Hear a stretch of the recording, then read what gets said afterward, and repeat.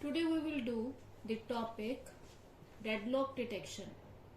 मतलब हमारा डेडलॉक हो गया है, उसकी हमने डिटेक्शन करनी है. If a system does not employ either a deadlock prevention or deadlock avoidance algorithm, अगर हम सिस्टम ने प्रिवेंशन और अवॉइडेंस दोनों एल्गोरिथम को अप्लाई नहीं किया है, देन अ डेडलॉक सिचुएशन में अकर, तो हमारा डेडलॉक हो जाएगा. In this environment the system में प्रोवाइड, जब डेडलॉक हो जाता है तो an algorithm that examines the state of the system to determine whether deadlock has occurred. क्या प्रोवाइड किया जाता है? उसको एग्जामिन करने के लिए एक algorithm, an algorithm to recover from the deadlock, और दूसरी डेडलॉक लग गया है उसको रिकवर करने के लिए.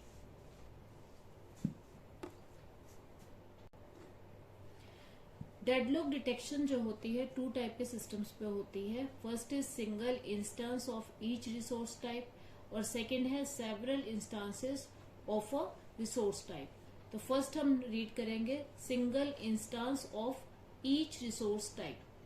If all resources have only a single instance, हर रिसोर्स का एक सिंगल इंस्टांस है, then we can define a deadlock detection algorithm that uses a variant of the resource allocation graph called a wait for graph. अगर हमारे resources के पास only one instance ही है, उनकी requirement एक इंस्टांस की ही है, तो हम single instance of each resource type वाला मेथड यूज करेंगे. और इस केस में हम क्या करते हैं, वेट फॉर ग्राफ बनाते हैं. अभी मैं आपको डायग्रामेटिकली रिप्रेजेंट करके दिखाऊंगी. We obtain this graph from the resource allocation graph by removing the resource nodes and collapsing the appropriate edges.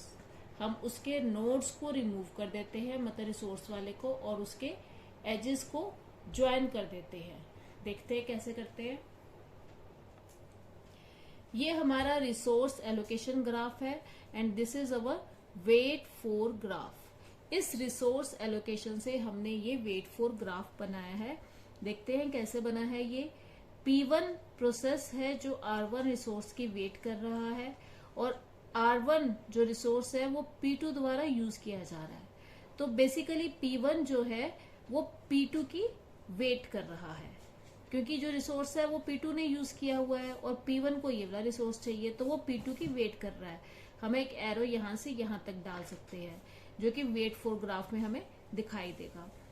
जो P2 रिसोर्स यूज कर रहा है वो कौन सा है, R4, और वो किसके द्वारा ब्लॉक किया गया है, P3 द्वारा. मतलब P3 R4 को यूज कर रहा है, इसलिए जो P2 है वो वेटिंग लिस्ट में है. तो P2 किसके वेट कर रहा है, P3 की, कि P3 रिसोर्स को छोड़ेगा तो P2 उसको यूज करेगा. इसलिए हम यहां से यहां पे एक एरो मारेंगे वेट फॉर ग्राफ में, that is P2 to P3. अब P3 क्या यूज कर रहा है, R5. उसकी वेटिंग में कौन कौन है, P2 वेट कर रहा है R5 के लिए, ठीक है. और P4 को ये एलोकेट हुआ है, मतलब जो रिसोर्स 5 है वो P4 यूज कर रहा है, P3 वेट कर रहा है और P2 भी वेट कर रहा है. तो हम क्या करेंगे, यहां से यहां ये जो P3 की लाइन है वो P4 पे जाएगी और एक लाइन P2 से P4 पे जाएगी. ये दोनों वेट कर रहे हैं कि कब P4 जो है R5 को फ्री करेगा, रिलीज करेगा, ताकि हम अपना काम कर पाए. P4 है वो किसकी वेटिंग लिस्ट में है, R2 की, और R2 कौन यूज कर रहा है, P1 यूज कर रहा है. तो P4 किसकी वेट कर रहा है, P1 की. तो एक एरो यहां से यहां पे जाएगा. सिमिलरली R3 एक रिसोर्स है जो कि P5 के द्वारा यूज किया जा रहा है और P2 उसकी वेट कर रहा है. तो इनडायरेक्टली P2 P5 की वेट कर रहा है कब वो R3 को रिलीज करेगा ताकि वो उसको यूज कर सके. तो more precisely an edge from Pi, जो हमारा PIH है, to Pj in a wait for graph. Wait for graph में P1 से P2 का जो हमारा वेट फॉर ग्राफ है implies that process Pi is waiting for a process Pj. अगर हम I को 1 मान लेते हैं तो J 2 है, मतलब P1 हमारा वेट कर रहा है P2 के फ्री होने की। जब पीजे जो है हमारा रिसोर्स को रिलीज करेगा, फ्री करेगा, तो पीआई उसको यूज कर पाएगा। To release a resource that Pi needs and as Pi to Pj. जब हम वेट फॉर ग्राफ में ऐसे एरो डालेंगे तो हम क्या, इसका क्या मतलब है, पीजे ने एक रिसोर्स यूज किया हुआ है, वो यूज कर रहा है, और PI is waiting for PJ to release it. Exist in a wait for graph if and only if the corresponding resource allocation graph contains two edges, pi, rq, rq, pj। मतलब दो लाइनें हैं जिसकी हम एक लाइन बना देंगे pi से pj तक, pi से pj तक। pi यूज कर रहा है rq रिसोर्स को, ठीक है, और rq रिसोर्स यूज हो रहा है pj के द्वारा। तो पीआई को चाहिए आरक्यू और आरक्यू एलोकेट किया हुआ है पीजे को। तो जब पीजे इसको यूज करके रिलीज कर देगा तो वो पीआई के लिए फ्री हो जाएगा। For some resource RQ, RQ एक रिसोर्स है जो एक यूज कर रहा है और दूसरा उसकी वेट कर रहा है। फॉर एग्जाम्पल, जैसे कि अभी हमने देखा फिगर 7.8 में, we present resource allocation graph and the corresponding wait for graph. जो रिसोर्स एलोकेशन ग्राफ था उसके कॉरस्पॉन्डिंग वेट फॉर ग्राफ अभी हमने पीछे स्टडी किया। As before, a deadlock exist in the system if and only if the wait for graph contains a cycle. जिस तरह से हमने भी देखा वेट फॉर ग्राफ का साइकिल बन रहा था, तो वहां पे क्या है, डेडलॉक एग्जिस्ट करता है। To detect deadlocks, the system needs to maintain the wait for graph and periodically invoke an algorithm that searches for a cycle in the graph. An algorithm to detect a cycle in a graph requires an order of n raised to power 2 operations, where n is the number of vertices in the graph. यह आपकी single instance of each resource type की theory है जो आपने paper में diagram के साथ लिखनी है। नेक्स्ट है आपका इसमें several instance of a resource type. Theory इसकी पहले देखते हैं, फिर मैं डायग्राम एक्सप्लेन करूंगी। The wait for graph scheme is not applicable to a resource allocation system with multiple instances. अब ये जो स्कीम है वेट फॉर ग्राफ जो हमने पहले पढ़ा, वो मल्टीपल इंस्टांसेस अगर हम देते हैं तो उसके लिए एप्लीकेबल नहीं है। मल्टीपल इंस्टांसेस के लिए अलग से एल्गोरिथम होगी of each resource type. We turn now to a deadlock detection algorithm that is applicable to such a system. The algorithm employs several time varying data structures that are similar to those used in the Banker's algorithm. अब हम Banker's algorithm से इसको solve करेंगे, किसको, multiple instances की problem को। To illustrate this algorithm, we consider a system with 5 processes. हम एक सिस्टम लेते हैं जिसमें 5 प्रोसेसेस है, P0 से स्टार्ट होकर P4 तक, 1 2 3 4 5 प्रोसेसेस है हमारे पास, and 3 resources types A, B, C. Resource type A has 7 instances, resource type B has 2 instances, and resource type C has 6 instances. ठीक है, तो इस तरह से हम इसको लिख लेंगे। इस तरह से हमारे पास A के पास 7 है, B के पास 2 है और C के पास 6 है। अब इसका हमें इस तरह से सीक्वेंस बनाना है। Suppose at time t0 we have the following resource allocation states. Allocation में क्या क्या है, क्या एलोकेट किया है, क्या रिक्वेस्ट है और क्या अवेलेबल है। अभी हमने देखा कि A के पास कितने हैं, टोटल 7 है। तो एलोकेट कितने हैं उनको, A के पास A प्रोसेस में 0 है, 2 है, 3 और 2, तो 3 + 2 + 2 7 हो गए हमारे पास। तो 7 जो हमारे पूरे सिस्टम्स है वो एलोकेटेड है। नेक्स्ट है हमारे B के पास कितने इंस्टांसेस है, 2, और यहां पे भी हमारे 2 पूरे एलोकेट कर दिए हमने। नेक्स्ट C के पास कितने हैं, 6, और यहाँ पे 3 4 और 2 6 जो है हमारे इंस्टांसेस एलोकेट है। मतलब अब हमारे पास जो हमारे पास 7 2 और 6 थे वो हमने सारे एलोकेट कर दिए टोटल 5 प्रोसेसेस को। अब हमारे पास अवेलेबल क्या है, तीनों ABC 0 है। अब फर्दर जो रिक्वेस्ट है वो हमें देखनी है कि किसकी हम फुलफिल कर सकते हैं। ये जो आगे फर्दर रिक्वेस्ट आ रही हैं ये हमें देखना है। इसके लिए हमें क्या करना है, फॉर्मूला लगाना है जिसके अकॉर्डिंग जो वर्क है आपका, work is equal to available. ठीक है, तो P0 की जो रिक्वेस्ट है वो छोटी होनी चाहिए वर्क से।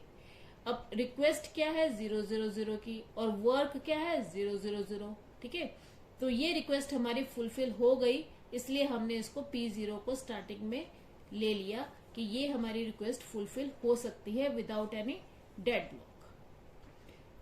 ठीक है, अब ये कंडीशन हमारी यहाँ पे आ रही है कि 000 है और ये भी रिक्वेस्ट भी क्या है इसकी 000 है। ठीक है, तो अब हम नेक्स्ट देखेंगे,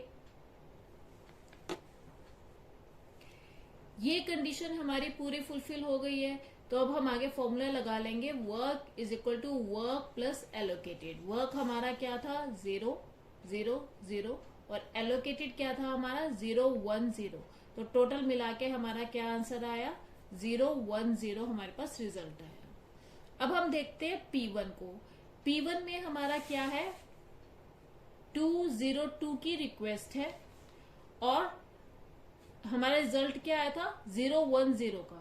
जब हमारा P0 ने रिसोर्सेज को फ्री किया तो हमारे पास क्या आया 010। अब हमारे पास 010 के रिसोर्सेज हैं, तो हम देखते 202 की जो रिक्वेस्ट है वो पूरी हो सकती है। तो हम इसका फिर से अब इस पे फॉर्मूला लगाएंगे P2। देखो अब ये हमारे पास 010, जब P0 ने फ्री कर दिया था तो 010 बच गया। तो अब P1 के पास हम जाते हैं, P1 में 202 की उसने मांग की है और हमारे पास क्या है 010। अब 010 क्या है छोटा है और ये बड़ा है, तो हम इसको कैंसिल कर देंगे और ये हमारी लिस्ट में ऐड नहीं होगा। तो P1 जो था वो इस लिस्ट में ऐड नहीं हुआ, इसलिए हमने यहां से P1 को हटा दिया। ठीक है, अब नेक्स्ट देखते हैं P2 की क्या रिक्वेस्ट है। P2 की रिक्वेस्ट देखने के लिए हम यहां आएंगे 303। ठीक है, इस रिक्वेस्ट पे आएंगे और इसकी रिक्वेस्ट क्या है 000, एलोकेटेड क्या है 303। अब देखते हैं हम इस तरह से इसको बनाएंगे। P2 क्या है, रिक्वेस्ट क्या है उसकी 000 और हमारे पास सिस्टम कितने हैं 010, तो ये जो कंडीशन है हमारी ट्रू हो जाती है। अब वर्क क्या है 010 प्लस 303, 3 उसको एलोकेटेड थे, वर्क हमारे पास कितना जो पहले बचा था वो था 010 जो फ्री हुआ था ऊपर, और हम टोटल कितना बन गया 313। अब हमारे पास जब ये वर्क P2 का खत्म हो जाएगा तो हमारे पास कितने आ जाएंगे 313, और हम यहाँ पे इसको लिस्ट में भी ऐड कर सकते हैं क्योंकि P0 के बाद हम प्रोसेस 2 को अपने सिस्टम एलोकेट कर सकते हैं। नेक्स्ट हम देखते हैं अब P3 को एलोकेट हो सकते हैं या नहीं। हमारे पास सिस्टम्स कितने आए अब 313। अब P3 जो है उसके पास कितने हैं 212 उसके पास ऑलरेडी हैं, 100 की उसकी रिक्वेस्ट है, तो ये जो 100 की रिक्वेस्ट है वो हम फुलफिल कर सकते हैं क्योंकि हमारे पास रिमेनिंग कितने आए थे 313। तो हमने देखा रिक्वेस्ट कितने की है 100 की और हमारे पास कितने सिस्टम फ्री हुए थे पहले के प्रोसेस में 313। वर्क कितना आ जाएगा अब 313 प्लस 211।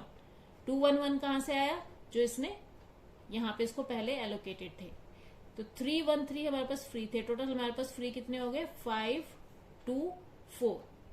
ठीक है, अब हम नेक्स्ट जाएंगे। नेक्स्ट जाने से पहले हमने बीच में P1 एक प्रोसेस छोड़ा था, या तो आप P4 ले सकते हो, ठीक है, या फिर आप P1 को दोबारा बीच में चेक भी कर सकते हो। तो अगर आप P1 को चेक करके P1 को सिस्टम एलोकेट करना चाहते हो तो वो भी आप कर सकते हो। हम चलते हैं P4 पे। P4 में देखते हैं हम एलोकेशन कितनी है 002 की और रिक्वेस्ट कितनी है 002 की, और हमारे पास जो सिस्टम फ्री हो चुके हैं दैट आर 524।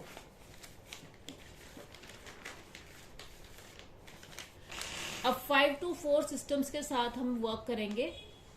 क्या आएगा हमारा work is equal to request plus work. कितने की है हमारे पास रिक्वेस्ट 002 की।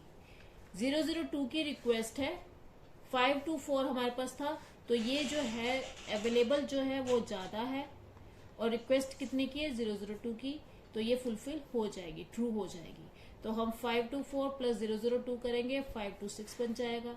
अब हमारा जो लास्ट प्रोसेस एक हमारा बचा था वो था P1 का। P1 को अब हम देखते हैं 256 202। अब ये भी हमारी कंडीशन फिल हो जाएगी। अब ये जो 726 थे, 726 पूरे फ्री हो गए जब हमारा P1 फ्री हो गया। तो यही वो कंडीशन थी जब हमें एलोकेट किए गए थे 726। तो ये पूरा हमें करके दिखाना है पेपर में, और 726 जब आपके फ्री हो जाएंगे, सेम आ जाएगा, तो आपकी यहाँ पे कंडीशन खत्म हो जाएगी। और जब आप देखो सारे जो सिस्टम है वो बिल्कुल एक प्रोसेस में चल रहे हैं। ये जो सीक्वेंसिंग आपके पास आएगी, इस सीक्वेंस में जब आप प्रोसेसेस को एलोकेट करोगे रिसोर्सेज, तो आपका डेडलॉक नहीं लगेगा।